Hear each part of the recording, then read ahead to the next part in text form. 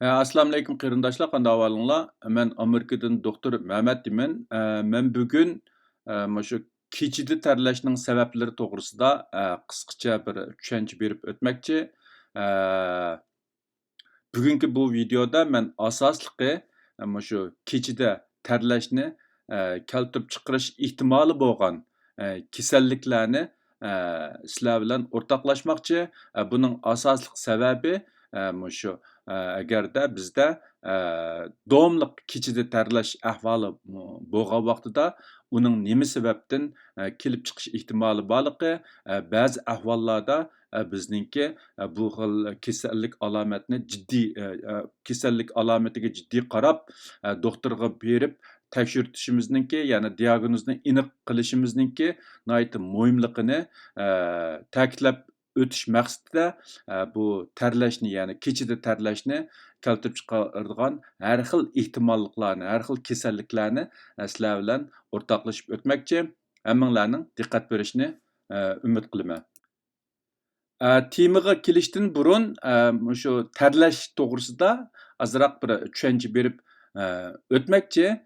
Terlash hammamizga nihoyatda tonish bo'lgan hodisa bo'lib, terlashning asosli sababi shu badan temperaturasini tövənletish, ya'ni havo issiq bo'lgan vaqtida, chiniqqan vaqtida, jiddiylashganda, badandagi hormon qalaymiqonlashganda, ba'zi yemak-ichmak, ya'ni g'idiqlash xususiyati va yemak-ichmak va dorilar sababidan ter bezlari g'idiqlanganda va yoki ba'zi kasalliklar tufaylidan qizitmamiz eshib ketgan vaqtida badanimiz terlash orqali issiqlikni badan sirtiga tarqitib, badan temperaturamizni normal doirada saqlashga tirishadi.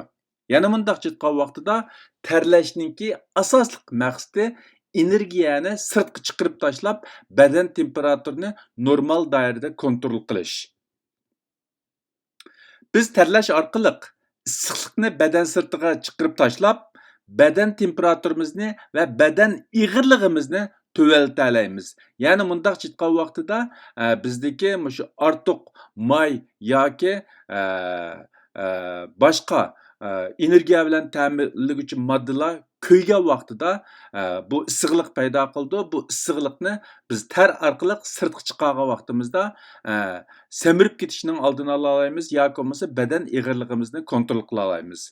Undan boshqa badandagi qoldiq modda va zarlarni badan sirtiga chiqarib tashlay olamiz.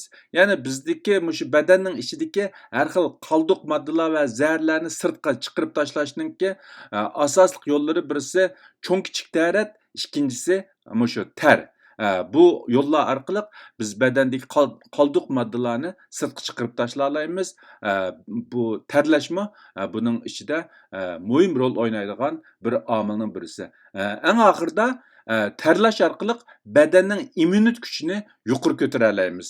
Bu shu terlashninki muhim roli va uningga ergashgan bir qism boshqa rollari.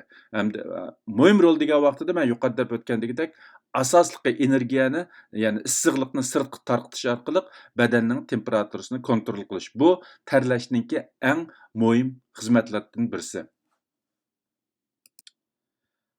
Kechida terlash degan vaqtida asosan kechida benormal ko'p terlashni ko'rsatadigan bo'lib, u odatda izchil davomlashgan haddidan ziyoda terlashni ko'rsatadi.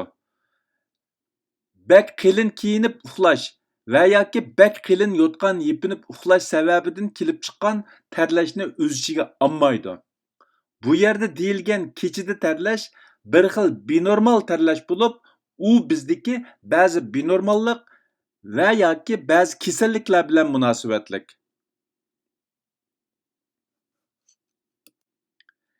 Agar bizda kechida ko'p terlaydigan, bo'libmi bak sovuq ter chiqadigan ahvollar mavjud bo'lsa, uning sabablari tuvandagidek bo'lishi mumkin. Albatta, buningga qaysi turga, ya'ni qaysi sababdan kelib chiqqan terlash ekanligiga shu insonning o'zi shu terlashning oldidagi ahvollariga qarab belgilik paraz qila olishi mumkin, lekin uningga aniq diagnoz qo'yish uchun cho'qim doktorga berib ko'rinish kerak. Men bu yerda faqatla mushu kechida ko'p terlashni keltirib chiqarish ehtimoli bo'lgan ba'zi hodisa va kasallik ahvollarini qarindoshlarga deb o'tmoqchi. Uningki birinchisi, ya'ni nisbatan aytgan vaqtida eng ko'p uchraydigan sababidan birisi qor besish. Ya'ni qor besish, qabatli tush ko'rish yoki qo'rqish. Bu biz uxlayotgan vaqtida qor besib qolsa yoki qabatli tush ko'rgan vaqtimizda yoki alayda qo'rqqan vaqtimizda ko'p ter chiqishi mumkin. Ikkinchisi, bo'lib ayollarda ko'p uchraydigan ahvollarning birisi qalqonsimon bez o'rmini yuqorilab ketish. Ya'ni bu qalqonsimon bezniki iqtidor yuqorilab ketgan vaqtida badandagi hormon tamponliklari buzilib, bu ko'p kechida ko'p terlashni keltirib chiqarishi mumkin. Albatta, uningdan boshqa badandagi ko'plagan hormonlarniki qalayimqonlashishimi kechida ko'p terlashni keltirib chiqarishi mumkin. Undan qilib qolsa yuqumlanish, bo'libmi tuberkuloz. Mushu tuberkuloz bo'lgan vaqtida kunduzligi terlamay, kechida terlaydigan ahvollar bo'ldi. Boshqa yuqumlanishlarda ya'ni terlashdan boshqa titrak besish ahvollari bo'lishi mumkin.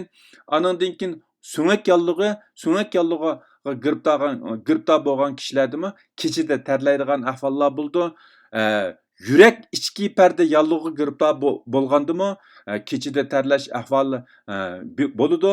Anandan keyin ba'zi rak kasalliklari bo'libmi oqqan rakiga giribdor bo'lgan vaqtidami kechida terlash ahvoli bo'ladi. Undan qilib qolsa limfa o'smasiga giribdor bo'lgan ba'zi bemorlardami kechida terlash ahvoli bo'ladi. Qondagi shakar tövellab ketgan vaqtidami terlash bo'ladi. Bu odatda kechida yuz bersa, ya'ni qondagi shakarning tövellab ketishi kechida yuz bersa, kechida terlaydigan ish bo'ldi. Lekin kunduzligi agarda qondagi shakar tövellab ketgan vaqtidami kunduzligimi ter chiqadi. Bu cho'qim kechida yuz berish hojatsiz. Faqat shu qondagi shakarniki tövellab ketgan vaqti bilan munosabatlik. Anandan keyin ayollarda hez to'xtash bo'lgan vaqtidami, hez to'xtab qolgan vaqtidami kechida terlaydigan ahvollar yuz berdi. Anandan keyin nervi kasalliklari, ba'zi nervi kasalliklarida mushu kechida terlashni keltirib chiqarishi mumkin. Anandan keyin mushu psixika, ruhiy sog'lomlikda, ya'ni tashvishlanish, andish qilish degandagidek bu kasalliklar giribdor bo'lgan vaqtidami kechida terlash yuz berishi mumkin. Anandan keyin tushkunlikka qarshi dori ishlatgan vaqtida u dorininki aks ta'sirmi kechida terlashni paydo qilishi mumkin. Undan boshqa bu tushkunlikka qarshi dorilardan boshqa, ya'ni ba'zi dorilarnikimi aks ta'sirda kechida terlashni keltirib chiqarishi mumkin. Anandan keyin uyqu binormal bo'lgan vaqtidami, uyqu qalayimqonlashgan vaqtidami ba'zi kishilarda kechida terlashni keltirib chiqarishi mumkin. Anandan keyin ilikdagi so'ngakning ichidagi ilikdagi binormallik, bu binormallik har xil binormalliklarni o'z ichiga oladigan bo'lib, bu ilikda binormallik ahvol yoki kasallik bo'lgan vaqtidami ba'zi kishilarda kechida terlashni keltirib chiqarishi mumkin. Bundaq deganlik kechida terlagan odamda bu kasalliklarning yoki bu ahvollarning hammasi yuz berdi deganlik emas. Ba'zida ma'lum ahvol yuz bergan bo'lsa yoki ma'lum ahvol sababidan kechida terlash yuz bergan bo'lsa, yana boshqa kishilarda boshqa bir xil sababdan kechida terlash yuz berishi mumkin. Bu faqatla mushu kechida terlashni keltirib chiqaradigan o'xshamagan kasallik ahvollari. Buni bilgan vaqtida biz mushu uzun muddat davomlashgan ig'ir tipdagi kechida terlashga sal qaramaydigan bo'lamiz. Vaqtida doktorga berib ko'rinib, uningki nima sababdan kelib chiqqanligini aniqlashimizga yordam bo'lish uchun bu kechida terlashni keltirib chiqargan bu kasalliklarni qarindoshlar bilan o'rtoqlashishni zo'r ko'rdim. Undaqda kechida terlaganda qanday qilish kerak? Bu yerdagi kechida terlash degan vaqtida men dastlab deb o'tgandagidek, anda-munda terlash bo'lmasdan, uzun muddat davomlashgan ig'ir tipdagi, ig'ir darajadagi terlash bo'lib, bu xil ahvolga yo'liqqan vaqtimizda biz cho'qim uningga sal qaramay, doktorga berinib ko'rinishimiz kerak. Bo'libmi bak, uning sababi o'zimizga aniq bo'lmagan vaqtida cho'qim doktorga berib, tekshirtib, aniq diagnoz qo'yishimiz kerak. Chunki yuqorida men deb o'tgandagidek, bu kechida terlashni ba'zi ig'ir kasalliklarmi keltirib chiqargani uchun u kasalliklarga nisbatan qancha burun diagnoz qo'yilsa, uning davolash unumi shuncha yaxshi bo'ladi. Shunglashqa agarda bizda mushu ig'ir darajada uzun muddat davomlashgan kechida terlash ahvoli bo'lgan vaqtida uningga cho'qim sal qaramay doktorga berib tekshirtishimiz bek muhim. Bugungi bu kechida terlash to'g'risidagi qisqa leksiyani mushu yerda oxirlashtirmoqchi. Hammanglarning anglag'aninglarga ko'pdan ko'p rahmat. Ko'rishguncha omon bo'linglar. Xayr-xo'sh, Xudoga omonat. Kelaqtim ko'rishaylik.